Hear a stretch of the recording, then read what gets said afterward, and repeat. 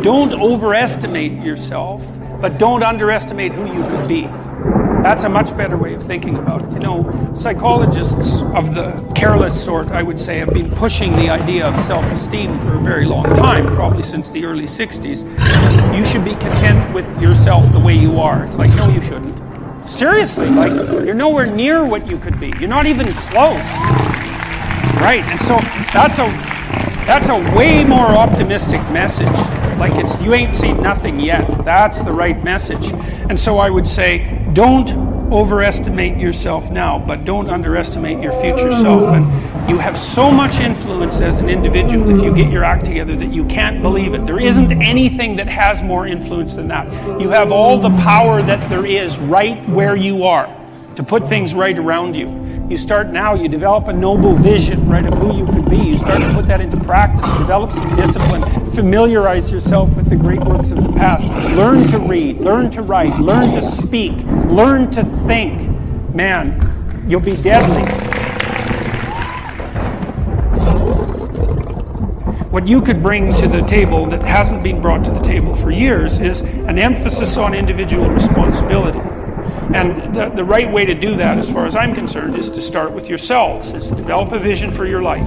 You start to think about, if you could be who you could be, what would that look like? That's the beginning of a mature philosophy of being. If you could be the person that you would admire, who would that person be?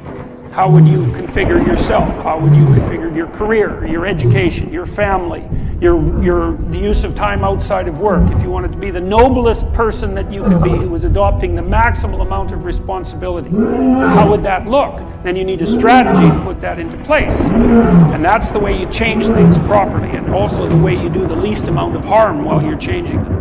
And so it should be an individual focused set of ideas, and that way you can sidestep the identity politics traps, and that would be a very good thing. And I think a modern conservatism, which isn't really all that distinguishable from a classical liberalism as it turns out, is to put tremendous stress on the responsibility of the individual. And one of the things that's wonderful about that, as far as I'm concerned, and I made reference to this a few minutes ago, is that you need a meaning to offset the tragedy of life. Otherwise, you just suffer stupidly, and you tend to make people around you suffer the same way. The way that you find that meaning is by adopting as much responsibility as you can. And what's also so fascinating about that is, you know, you're characterized by an indefinite potential.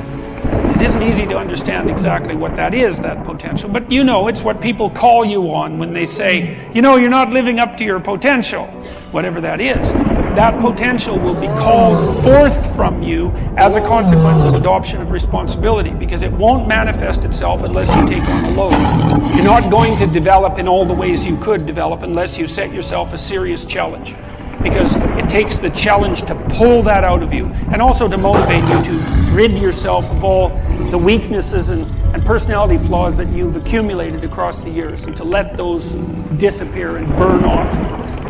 You need to load yourself up before the demands of life will be such that you will discipline yourself properly. And a noble goal is a very good way of beginning that.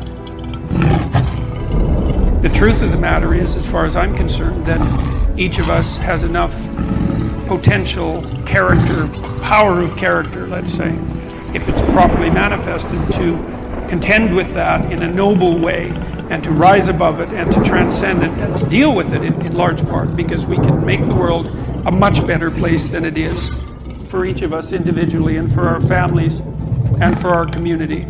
And we can constrain the malevolence, at least in our own hearts, and perhaps have a positive effect on those around us as a consequence. And that actually does make things better, and we actually can do that. And that's where the meaning in life is to be found. And that meaning, you know, that goes along with the adoption of that kind of responsibility is actually the antidote to the suffering.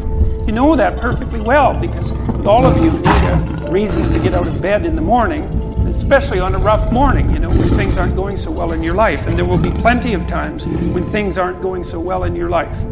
And you still need a reason to get up and get moving and get out there. And if you have adopted the responsibility at an individual level to make things better, given how bad they are, if you've adopted the responsibility to make things better, then you have a reason to get up. And so one of the things that I've been stressing to people is that there's very little difference between the meaning in life that gives you fulfillment and that engages you in existence and the willingness to shoulder as much individual responsibility as you can possibly handle. Those are the same things. And that's a really useful thing to know. And you kind of know this, right? Everybody knows this because, first of all, if you're not living up to your responsibilities, even to take care of yourself, the probability that you're going to be ashamed of that at some level is extraordinarily high. And so your own soul tells you that you're in error, so to speak.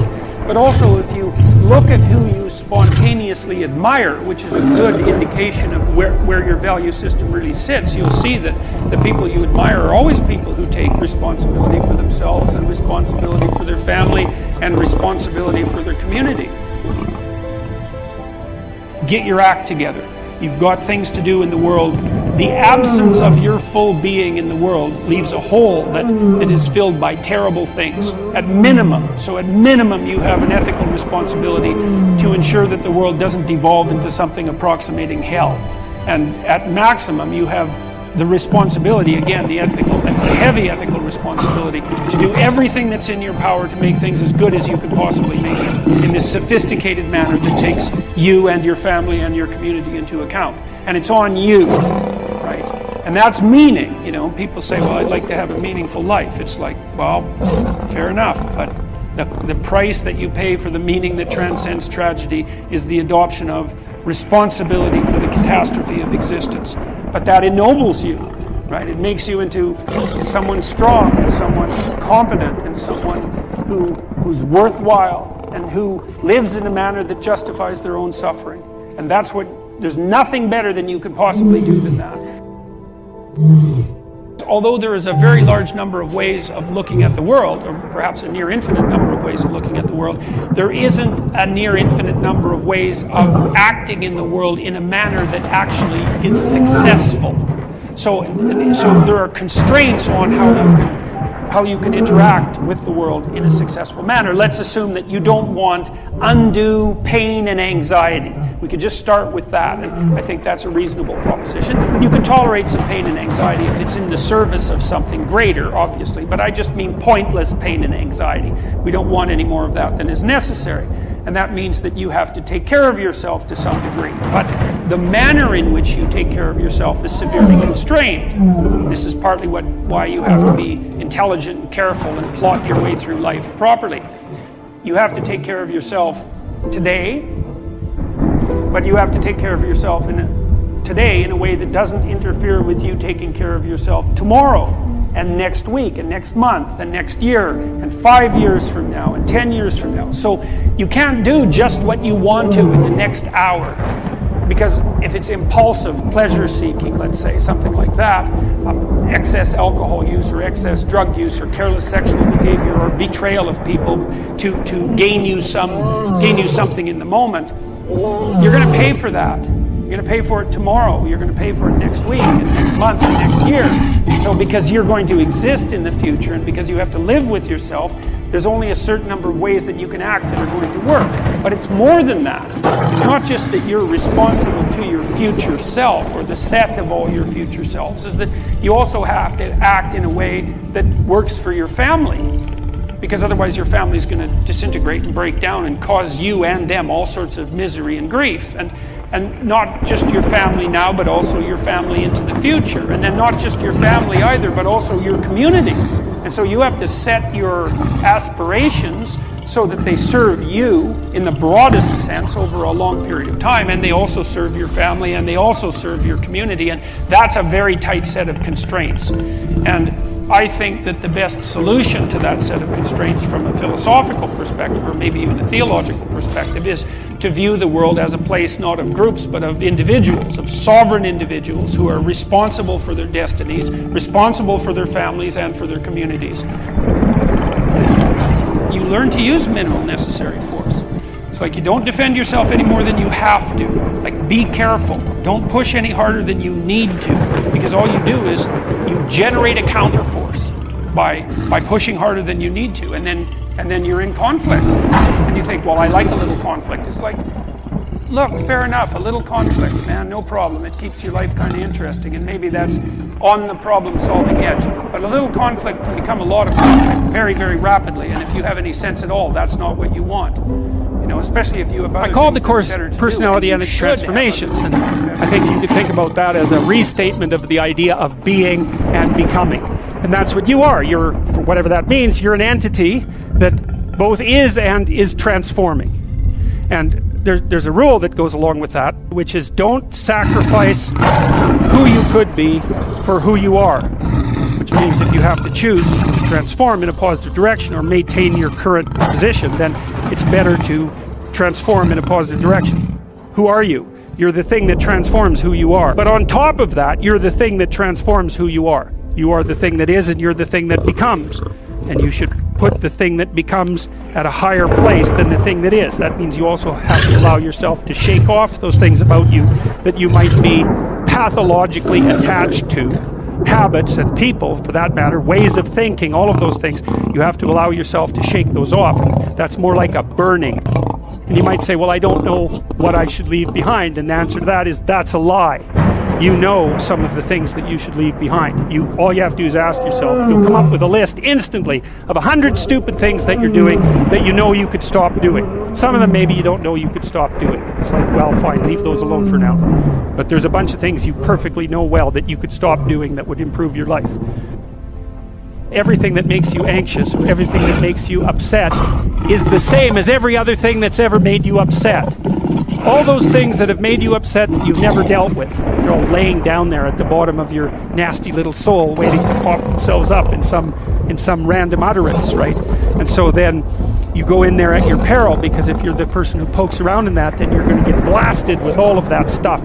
It's going to come out like almost uncontrollably. And then you can sort it out. What's behind the game you're playing? And the answer to that is all the world that you're ignoring. Always. You're trying to do well in a class, and you get a bad grade. Why did I get this C-? What is it? The answer is, you don't know. Do you not know what you thought you knew? Are you not who you think you are? Do you not work hard enough? Are your values not organized properly? Do you misuse your time? Are you in the wrong field? Is the way you're construing your life completely inappropriate? Are you acting out what your parents wanted you to do and you're pissed off about it, so you're only running at 40% to spite them, despite the fact that they're paying $25,000 a year for your education? When you're in the world and something objects to you, something that matters objects to you, then in the entire unrealized world is in that thing that objects. It's all tangled up inside it. That's why it's the great dragon of chaos. It's everything that's outside of your conceptual structure. And what is that? It's everything that lurks outside of your walled city. Well, you get your C- and you don't do anything about it. Maybe you're a little bitter and more resentful, and your study habits get a little worse. So the next time you get like a D+, and then you collect a bunch of Fs, and then you stop going to school, and then you stop showering.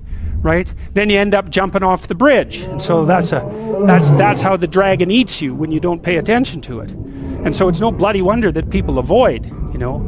It's really no wonder that they avoid, because error messages contain within them the implicit world. Now the upside of that is, well, they contain within them the implicit world. And the world isn't all negative. The C- can be the best gift you ever had, and that's the gold that the dragon hoards, right? That's exactly what that means.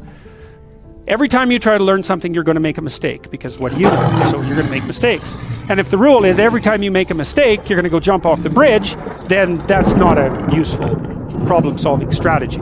And so when you make a mistake, you don't get to beat yourself to death with a club. You've got a problem. Something has objected to you. Then the question is, well, what does that mean? Well, maybe you're not looking at the world right. Maybe your goals are wrong. Maybe you're not acting properly. It's okay. So the question that arises when an obstacle emerges is, which part of this structure needs attention? And the first answer can't be all of it. Right? Because there's a piece that's broken somewhere, and then you might think, well, let's assume it's a little piece to begin with. That's the right mechanism. Watch the people around you like a hawk. Whenever they do something that you think is good, you tell them. Try to do something good. And creep right back into their persona, and they'll look around, see if anyone noticed. And sometimes they'll get punished for it, and then, well, then they won't do it again, so don't do that. But then, now and then you think, hey, I saw you do this, it was actually pretty good. I know you don't want to, because you really want to dominate them, and you don't want them thriving, because then they'd be competition to you, and you wouldn't be able to go complain to your mother about what a miserable partner you have, and you know how delightful that is. So you have to forego all that pleasure if you actually help your person develop. So you got to get over all that. It's really annoying. That's dangerous, because they might outshine you. Well, good. Then you'll have someone to compare yourself to. That'd be a good deal. It's really rough with kids, you know, because parents will stop their children from succeeding beyond them. They get jealous, and then they'll put them down, and then they have kids that do not like them, and they'll pay for it.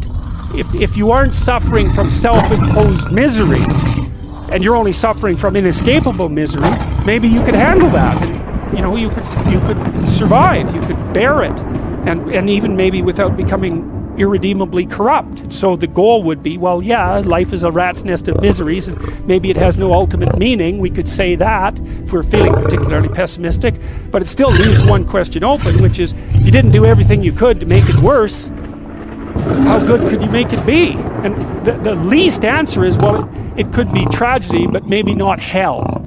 That's the most pessimistic proper statement. The worst case outcome, in the worst of all possible worlds, is that your life could be tragic but not hell. You're at your mother's deathbed, and all you and all your idiot siblings are arguing. Well, that's the difference between tragedy and hell. You walk away from a situation like that sick of yourself and sick of everything else too. And you know, it's often the case that tragic circumstances bring out the dragons, because the stress is high, and all those things that people haven't dealt with, they don't have the energy to repress, and all the bitterness comes pouring forward.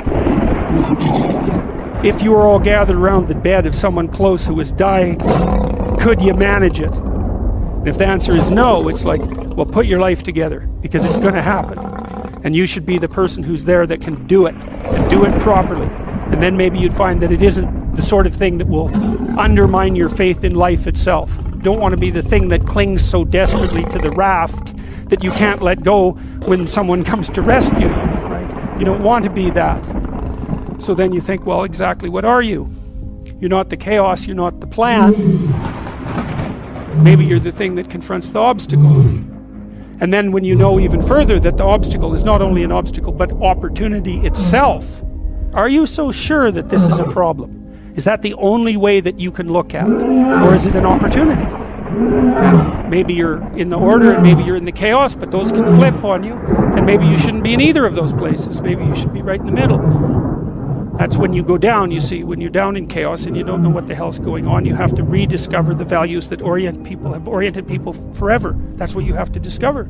So for example, when I'm dealing with people who have post-traumatic stress disorder, and they've usually encountered someone malevolent, they have to relearn the description of good and evil.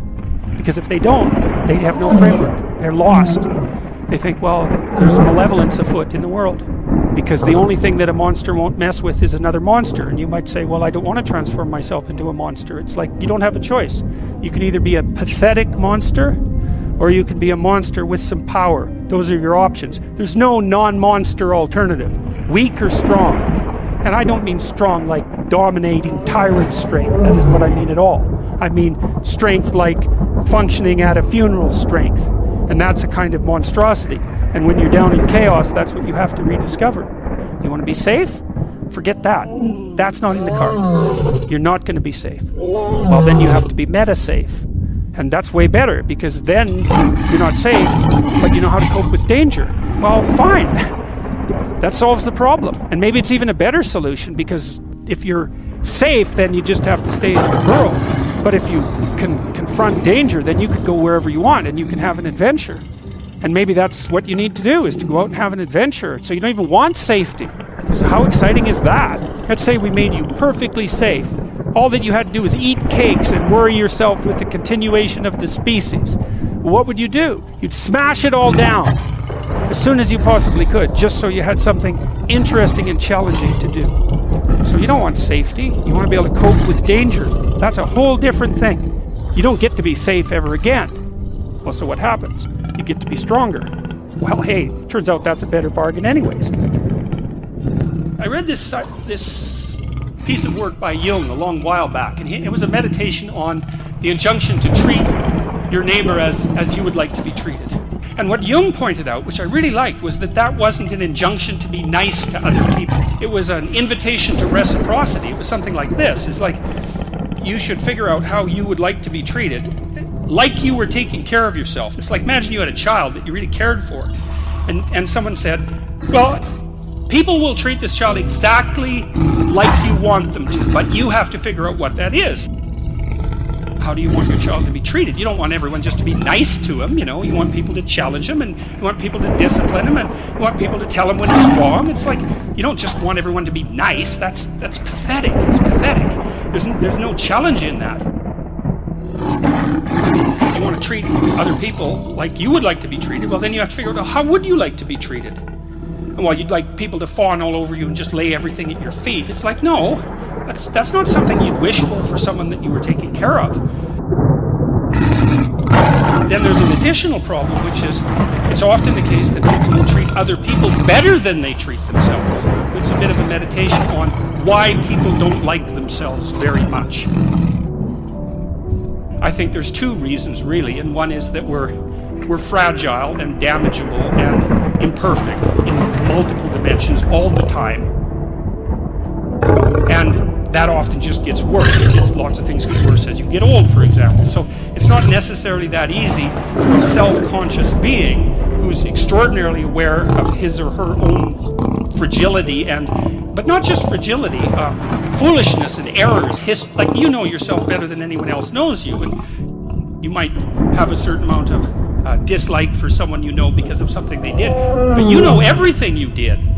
Jesus, that's a drag, man. You know, you have to carry that along behind. It's like, really, I did that, you know?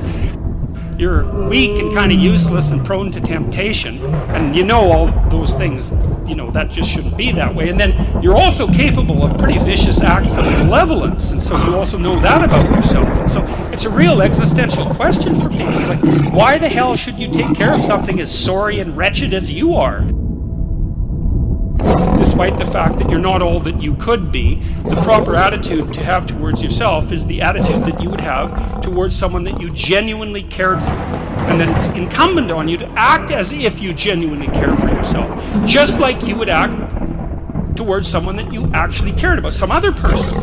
It's a reversal in some sense of the golden rule, right? And it's a discussion of why that's necessary. And also, more than that, it's a discussion of why you have a moral obligation to do that. It's not just that you should because it would be better for you. You actually have a moral obligation to do that, I think, because you make the world a much worse place if you don't take care of yourself. So you should bloody well take care of yourself, you know. It's partly because you have something valuable to bring into the world. That's the thing about being an individual. It's the thing that Western civilization has always recognized, that as an individual, you have a light that you have to bring into the world, and that if you don't bring it into the world is a dimmer place, and that's a bad thing, because when the world is a dim place, it can get very, very, very dark.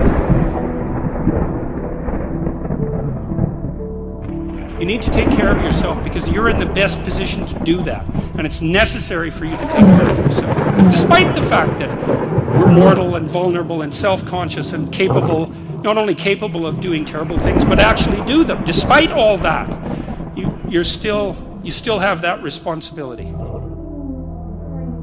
I wanted to, hit the question as hard as I can to try to figure out, well, why people are contemptuous of themselves. And there's plenty of reason, that's for sure, but the reasons do not justify the mistreatment of yourself. Make friends with people who want the best for you. And that's a meditation on my own childhood and adolescence to some degree. I had friends who wanted the best for me and friends who didn't. And like you have an ethical responsibility to take care of yourself, you have an ethical responsibility to surround yourself with people who have the courage and faith and wisdom to wish you well when you've done something good and to stop you when you're doing something destructive. And if your friends aren't like that, then they're not your friends. careful about whom you share good news with. A friend is someone you can share good news with. You go to them and you say, hey, look, this good thing happened to me. And they say, look, I'm so happy that happened to you. Like, way to be. And they don't think, God damn it, why didn't that happen to me? And like, you didn't deserve it. Here's a bunch of reasons you're stupid and why it won't work. It's like, that's not helpful. The other thing people are doing, if they're trying to drag you down, let's say, is they're trying to see if you'll put up with it. Because they have this idea that maybe life isn't worth living and things aren't good, and that if they can besmirch, let's say, to use an archaic term, something that's pristine and good, then they demonstrate to themselves that there is no true ideal and that there's no necessary reason to be responsible and to strive forward. There is inequality. What that means is that there's always going to be people around that are better at something than you are. And that's a problem, because you can get jealous and you can get bitter and you can get resentful, and worse, you can get hopeless. You need an ideal because you have nothing to aim at, but an ideal is a judge, and you always fall short of the ideal. So how the hell can you have the benefits of having an ideal without having the crushing blow that goes along with having the judge that always regards you as insufficient? You need a goal, but we don't want to let your distance from the goal crush you. So you got to set up a goal, and then you got to break the goal down into parts so that you can move towards it and you have a fairly high likelihood of doing it. So that's a bit of practical, I wouldn't say advice, because it's better than advice. It's some practical knowledge about how to go about achieving an aim. Set a high aim, but differentiate it down so you know what the next step is. And then make the next step difficult enough so you have to push yourself past where you are, but also provide yourself with a reasonable probability of success. You really have to stop comparing yourself in some ways to other people. And the reason for that is that the particularities of your life are so idiosyncratic that there isn't anyone really all that much like you, because the details of your life happen to matter.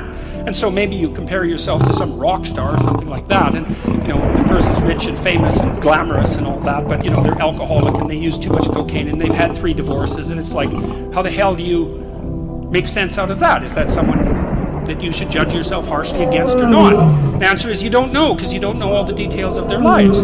Who do you know that you can compare yourself to? That's easy. You. Yesterday. Compare yourself to who you were yesterday, not to who someone else is today. So here's a good goal. It's something like, well, aim high, but use as your control yourself. So your goal is to make today some tiny increment better than yesterday. And you can use better, you can define better yourself. This doesn't have to be some imposition of external morality. You know where you're weak and insufficient, where you could improve. Think, okay, well, this is what I'm like yesterday. If I did this little thing, things would be just an increment better. That's a great thing, because you get the ball rolling, and incremental improvement is unstoppable. You can actually implement it, and it starts to generate Pareto distribution-like consequences. It starts to compound. Then you have your goal, and then you think, well, I need to move towards that incrementally, because I'm kind of useless and can only do so much, and maybe not even that. But all I have to do is be a little bit better than my miserable self yesterday. To listen to your resentment is one of the best things you can possibly do. You have to admit that it exists first, and then you have to admit to the fantasies that it's generating, and you have to admit to what